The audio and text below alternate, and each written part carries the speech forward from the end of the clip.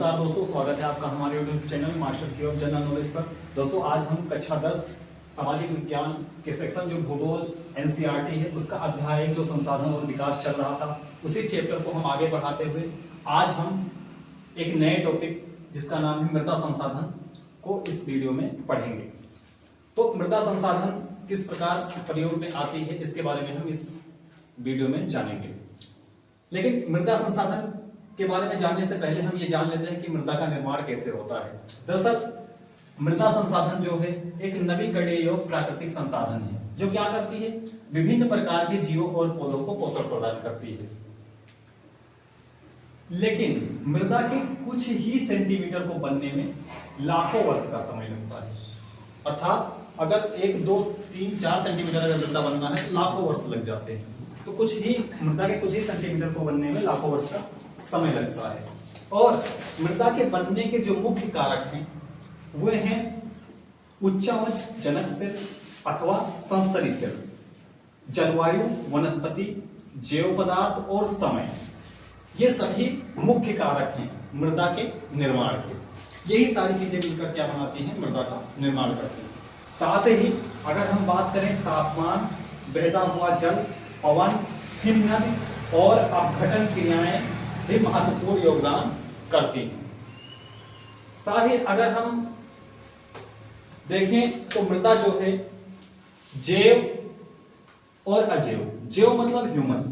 Humus आखिर क्या होता है? ह्यूमस जो जैसे पेड़ के नीचे पत्तियां गिरते हुए देखा होगा सबने, तो पत्तियां जो जब गिरती हैं तो वे सड़ती गलती हैं और कुछ जानवर या अवशिष्ट पदार्थ क्या होते हैं, सड़ गल जाते हैं। तो वही मिलकर क्या बनाते हैं, ह्यूमस बनाते हैं। तो मृदा जो है जैव और अजैव अर्थात ह्यूमस और अजैव दोनों प्रकार के पदार्थों से बनती है।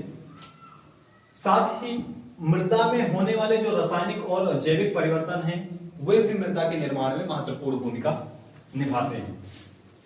रासायनिक और जैविक परिवर्तन क्या है? जैसे जीवाणुओं का बढ़ जाना या जीवाणुओं का घट जाना। साथ ही रासायनिक परिवर्तन जैसे अम्लीयता और क्षारीयता का बढ़ जाना या घट जाना। ये सभी कारक क्या करते हैं, मृदा के निर्माण में महत्वपूर्ण भूमिका निभाते हैं। साथ ही मृदा बनने की प्रक्रिया को निर्धारित करने वाले जो तत्व हैं वे हैं रंग, गहराई, गठन, आयु और रासायनिक और भौतिक गुण। ये सभी चीजें मिलकर मृदा का निर्माण करते हैं। और मृदा के निर्माण की एक प्रक्रिया है। जैसे कि अगर हम एक लेयर अगर पृथ्वी की हम काट कर ऐसे निकाल लें तब जो सबसे निचला स्तर होगा वो अपक्षय रहित आधारी चट्टानों का होगा। अब ये अपक्षय रहित आधारी चट्टानें क्या होती हैं? ये बड़ी बड़ी विशाल चट्टानें होती हैं। अब जब पेड़ की जड़ें यहां तक पहुंचती हैं, इनको तोड़ती हैं, जब बड़ी बड़ी चट्टानें टूटती हैं पेड़ की जड़ों से या किसी भौतिक कारण जैसे भूकंप आया या कुछ आया है ना, तो वो आधा स्तरीय अपक्षय चट्टानों में बदल जाती हैं। यानी वो टूट कर कह सकते हैं थोड़ा छोटी छोटी चट्टानें हो जाती हैं। और उसके बाद में जब पेड़ की जड़ें या कुछ और इसके अंदर जाता है तो ये और थोड़ा टूटती हैं और थोड़ी महीन चट्टानों में बदलती हैं। और ये महीन चट्टानों में बदल कर ये क्या करेंगी, उपमृदा अपक्षयित चट्टानों का निर्माण करेंगी। इसमें होता क्या है, बालू, गाद, सिल्ट व मृतिका। मतलब जब बड़ी चट्टानें टूटी तो छोटी में परिवर्तित हुई और छोटी टूटकर किसमें परिवर्तित हुई, बालू, गाद, सिल्ट व मृतिका में। आखिरी जो प्रक्रिया होती है वो वही से मृदा का निर्माण होता है, जैसे ऊपरी संस्तरी की मृदा कहते हैं। यानी यही बालू, यही सिल्ट, यही गाद किसमें परिवर्तित हो जाती है, फिर आगे चल के मृदा में परिवर्तित हो जाती है। लेकिन ध्यान रखना ये प्रक्रिया लाखों वर्ष में होती है। कितने में? लाखों वर्ष में होती है। ठीक, तब जाकर कहीं कुछ सेंटीमीटर मृदा का निर्माण होता है।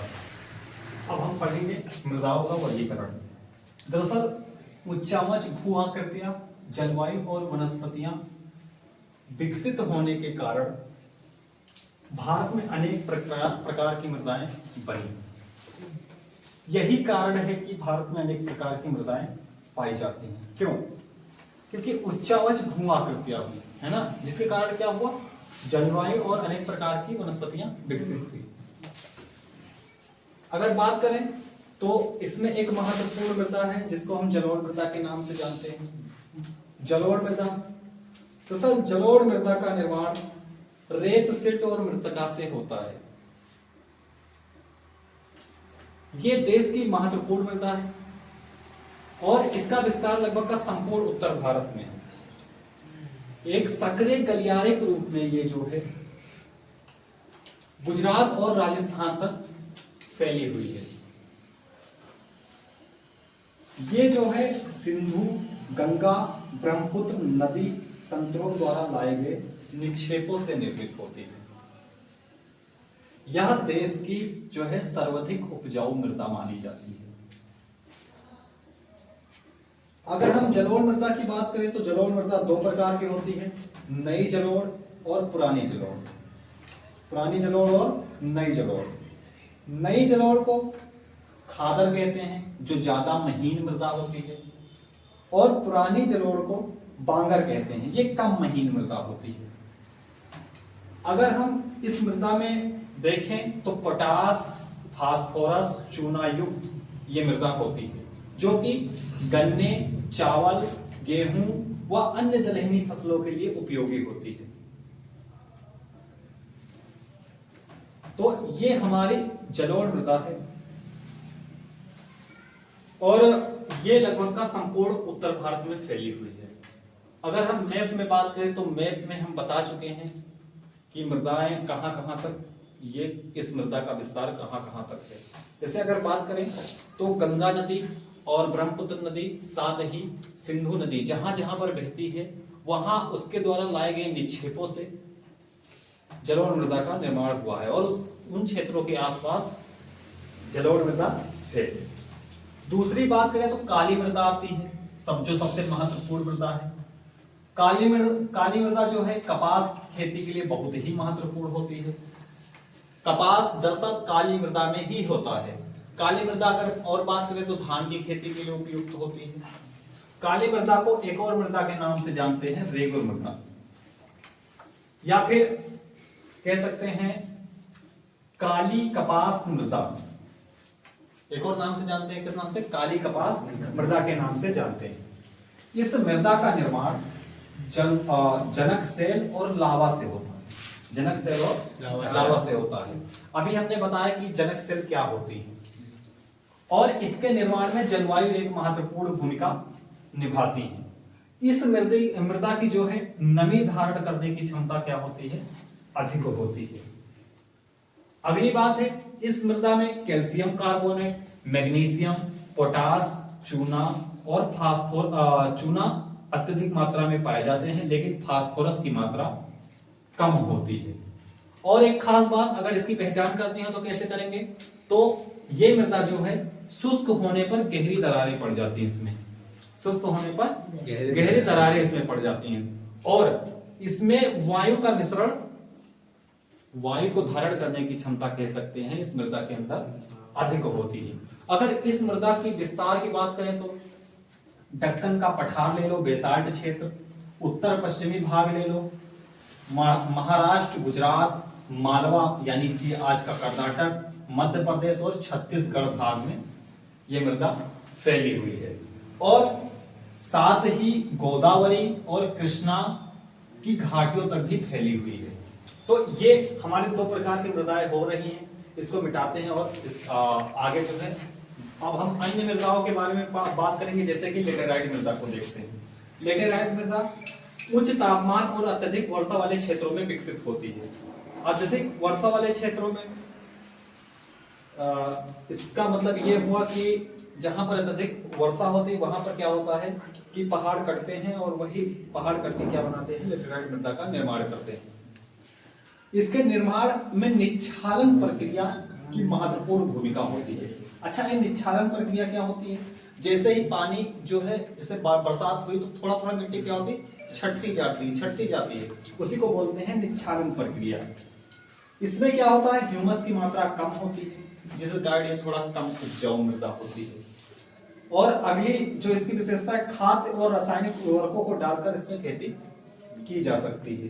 अगर बात करें, ठीक, कर्नाटक, केरल, तमिलनाडु, मध्य प्रदेश और उड़ीसा, असम के पहाड़ी क्षेत्रों में मृदा पाई जाती है। इस मृदा में चाय, काजू, कॉफी तथा कुनेन, ठीक, कुनेन से तेल निकलता है, ठीक,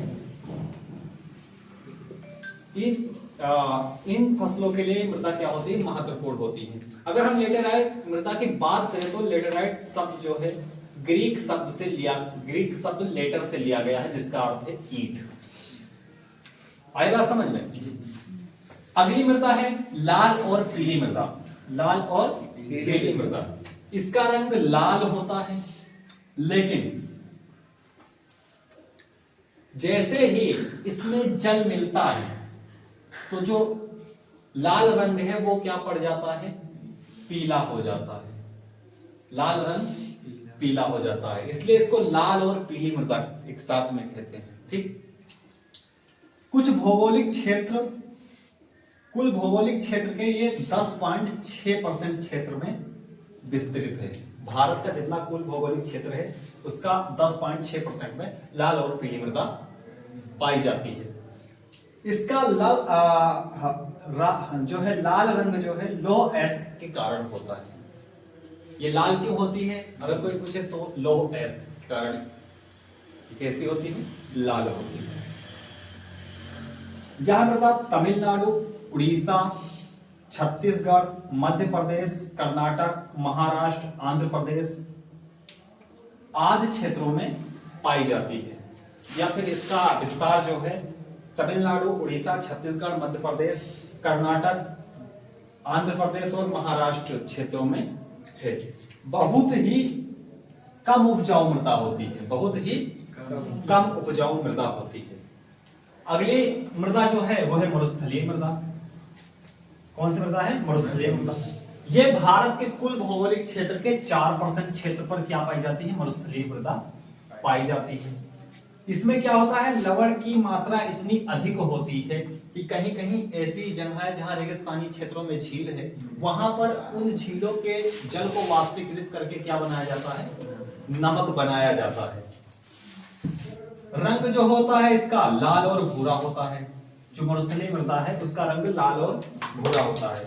यह जो है राजस्थान के कुछ ही क्षेत्रों में पाई जाती है। जैसे थार डेजर्ट को हम ले लें, थार का रेगिस्तान जिसे कहते हैं, वहां पर इस मृदा पाई जाती है। इसमें ह्यूमस और नमी की मात्रा क्या होती है, बहुत ही कम होती है, जिसके कारण ये उपजाऊ नहीं होती। लेकिन सिंचित करके इस भूमि को उपजाऊ बनाया जा सकता है। ऐसा अगर देखें तो हम भारत राजस्थान का जो गंगा जिला है उसमें हुआ है। अगर इस मिट्टी में क्या क्या उगता है इसकी बात करें तो बाजरा, जौ, गेहूं, कपास, मक्का और दालों की खेती इसमें जो है की जा सकती है। लेकिन इस मिट्टी की जो जल वाष्पन दर है वो अधिक होती है, जिस कारण इसे समय समय पर बहुत जल्दी जल्दी इसको सिंचित करना पड़ता है। अगली मृदा है पर्वतीय मृदा। ये भारत के कुल भौगोलिक क्षेत्र का 8% भूमि पर ये पर्वतीय मृदा पाई जाती है। ये इसका निर्माण दोमट एवं सिल्टदार मृदा से होता है। ऊपरी पठारों में इसका गठन मोटे कणों से होता है। हिमछादित क्षेत्रों में इस मृदा का अपरदन सबसे अधिक होता है। यह मृदा ह्यूमस रहित और अम्लीय होती है। कैसी होती है, ह्यूमस रहित और अम्लीय होती है। इस मृदा का विस्तार की बात करें तो जम्मू और कश्मीर, हिमाचल प्रदेश को ले लेंगे, उत्तराखंड को ले लेंगे और सिक्किम को ले लेंगे, साथ ही अरुणाचल प्रदेश को ले लेंगे। इन क्षेत्रों में इस मृदा का विस्तार है। यानी अगर मोटे मोटे तौर पर बात करें तो जो हिमालयी क्षेत्र हैं उन्हीं क्षेत्रों में इस मृदा का विस्तार है। अगर पूछे कि इस मृदा में क्या क्या उग सकता है तो जितने भी मसाले हो गए, चाय हो गया, कॉफी हो गई, उष्णकटिबंधीय फसलें आदि के उत्पादन के लिए यह मृदा उपयोगी है। तो अब जितने भी मृदाओं का वर्गीकरण में जितने भी मृदा के प्रकार थे उनको हमने पढ़ लिया। हमारा अगला टॉपिक जो है मृदा अपरदन एवं संक्षारण है। आखिर ये होता क्या है मृदा अपरदन एवं संक्षारण? इसकी बात करने से पहले हम जान लेते हैं कि मृदा अपरदन एवं संक्षारण होता क्या है। दरअसल मृदा के कटाव और उसके बहाव की प्रक्रिया को ही मृदा अपरदन एवं संक्षारण कहते हैं। जैसे मान चले ये कोई पृथ्वी की परत है, ठीक, इस पर लगातार पानी बरस रहा है या फिर हवा बह रही है, तो इसकी जो ऊपरी परत है वो क्या होती है, कटकर एक स्थान से दूसरे स्थान पर पहुंच जाती है। या जो नदियां बहती हैं तो अपने साथ यहाँ की मिट्टी को भी क्या करती हैं, बहाकर ले जाती हैं। तो यही प्रक्रिया ही क्या कहलाती है, मृदा अपरदन एवं मृदा संक्षारण कहलाती है। मृदा अपरदन के कारण की बात करें तो मृदा अपरदन के लिए दो कारक जिम्मेदार हैं। पहला है प्राकृतिक कारण और दूसरा है मानवीय कारण। अगर प्राकृतिक कारण देखें तो इसके लिए दो चीजें जिम्मेदार हैं, वायु अपरदन और जल अपरदन। वायु अपरदन होता क्या है, जैसे बाय चांस हमने यहां पर जो है चारागाह है, क्या है, चारागाह है, हमने जानवर लगातार जो है चराते रहे, यहाँ पर जो हमारे पालतू जानवर थे उनको लगातार चराते रहे। अब क्या हुआ, वहां की घास जो थी जिसने भूमि, जिसकी जड़ों ने भूमि को जकड़ रखा था, वो क्या हुई, घास ही धीरे धीरे खत्म हो गई। खत्म होने से क्या हुआ, भूमि ढीली हो गई। अब जब भूमि ढीली होगी तो जैसे ही हवा का बहाव तेज होगा, यहाँ की जो धूल मिट्टी या ऊपरी परत है वो उड़कर क्या चली जाएगी, दूसरी जगह चली जाएगी, जिसके कारण मृदा का क्या हो जाएगा, अपरदन हो जाएगा। अब इस अपरदन से बचाव के लिए क्या करें, तो इस अपरदन से बचाव के लिए एक ही चीज है, अति चारा या अति चराई को रोक दें और ज्यादा से ज्यादा हरियाली को बढ़ावा दिया जाए। अगला जो अपरदन है वो है जल अपरदन। जल अपरदन होता क्या है, ठीक वैसे ही हम लोग लगातार वनों की कटाई कर रहे हैं। अब वनों की कटाई करने के साथ में क्या होता है, जिन पेड़ों ने मिट्टी की जड़ों को पकड़ रखा था, अब वो पेड़ क्या कर रहे हैं, मिट्टी, जैसे पेड़ कट गए तो मिट्टी क्या हो गई, वहां की ढीली हो गई। अब अगर वो पेड़ नदी के किनारे हैं तो नदी का कटाव धीरे धीरे जो पेड़ों ने रोक रखा था वो बढ़ने लगेगा और नदी अपने साथ मिट्टी को काट कर ले जाएगी, यानी मृदा को काट कर ले जाएगी। या फिर जो पहाड़ थे, हमने क्या किया, पहाड़ों को काट दिया है अपने सड़क बनाने के लिए या कुछ करने के लिए। अब जब बारिश होती है तो यहाँ पर क्या होता है, भूस्खलन होता है। क्या होता है, भूस्खलन, जिसके कारण क्या होता है, पहाड़ की मिट्टी क्या होती है, नीचे ढीली होकर गिर जाती है और धीरे गिरती गिरती गिरती गिरती उसका अपरदन होता रहता है। या फिर बारिश हुई, हमने सीढ़ीदार खेत नहीं बनाए हुए हैं, अब ये बारिश का पानी यहां पर गिरा तो ये अपने साथ इसकी ऊपरी परत को क्या कर लेगा, बहा ले जाएगा। अब जब बहा ले जाएगा तो मृदा का क्या हो जाएगा, अपरदन हो जाएगा। अच्छा, इस जल अपरदन को रोकने के लिए हमें क्या करना चाहिए, जो नदी के किनारे या जो जल स्रोत है उनके किनारे क्या करना चाहिए, पेड़ लगाना चाहिए। पहाड़ों पर सीढ़ीदार खेती करनी चाहिए और जितना भी हो सके प्राकृतिक चीजों के साथ छेड़छाड़ नहीं करनी चाहिए। इस प्रकार जल अपरदन को भी रोका जा सकता है। अगर हम मानवीय कारण की बात करें कि जल मृदा अपरदन का मानवीय कारण क्या है, तो मानवीय कारण में सबसे पहला है वनोन्मूलन। अत्यधिक जो है मृदा जो है जंगलों को हम काट रहे हैं, जिसके कारण मृदा जो है ढीली हो रही है और जब पानी बरसता है या हवा चलती है तो अपने साथ उड़ाकर ले जाती है। या फिर मनुष्य स्वयं भी बड़े बड़े कंटेनरों में मिट्टी इधर उधर भर के क्या करता है अपने लाभ के लिए, तो ये भी है। दूसरा है अतिचारण। हम लोग एक ही जगह पर क्या करते हैं, लगातार फसलों को, जो घास को या जानवरों को चराते रहते हैं, जिसके कारण क्या होता है, वहां की मिट्टी ढीली हो जाती है और मृदा का अपरदन वहां से फिर स्टार्ट हो जाता है। तो हम कैसे रोक सकते हैं, मृदा अपरदन को कैसे रोक सकते हैं? तो अगर हम मानवीय कारण में देखें तो मृदा अपरदन को हम बांध बनाकर रोक सकते हैं, क्योंकि नदियां जो अपने साथ मिट्टी को काट कर लाई हुई हैं, उसको हम बांध बनाकर उसके बहाव को धीमा कर दे, जिससे कटान क्या हो, कम हो जाए और वो जो मृदा काट के लाई है वो भी वहां पर इकट्ठा हो जाए।